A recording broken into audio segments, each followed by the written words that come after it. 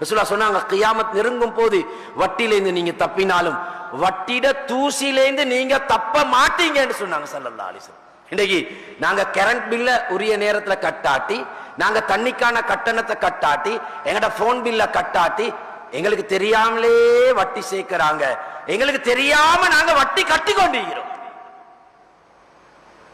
மேலான கண்ணியமான பெரியோர்களே, தாய்மார்களே, புகாரி முஸ்லிம்ல வரக்கூடிய ஹதீஸ், ஜாபிர் பின் அப்துல்லா ரலியல்லாஹு சொன்னாங்க, லஅன ரசூலுல்லாஹ் ஸல்லல்லாஹு அலைஹி வஸல்லம் ஆகிலர் ரிபா வ மூகிலஹு வ காத்திபஹு வ ஷாஹிதை வ காலஹும் சவா. ரசூலுல்லாஹ் ஸல்லல்லாஹு அலைஹி வஸல்லம் சாபமிட்டாங்க.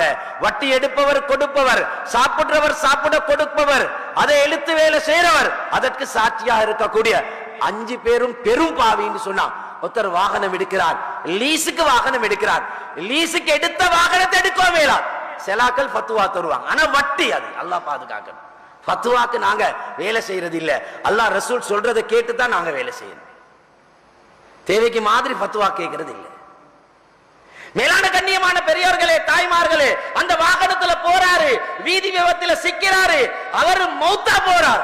மக்கள் எல்லாரும் பேசுறாங்க, வீதி விபத்துல திடீர்னு மௌத் அல்லாஹ் கொடுத்தான். ஷஹாதத்துடைய பாக்கியம், சில நேரம் ஹதீஸுடைய அடிப்படையில ஷஹாதத்துடைய பாக்கியம் அவருக்கு கிடைக்கும் என்று இருந்தாலும் கூட ஹதீஸ் என்ன சொல்லுது தெரியுமா? வட்டி கட்டக்கூடிய நிலைமையில் அவர் மௌத்தா போனா பெரும் பாவியா மௌத்தா போறார், பெரும் பாவி.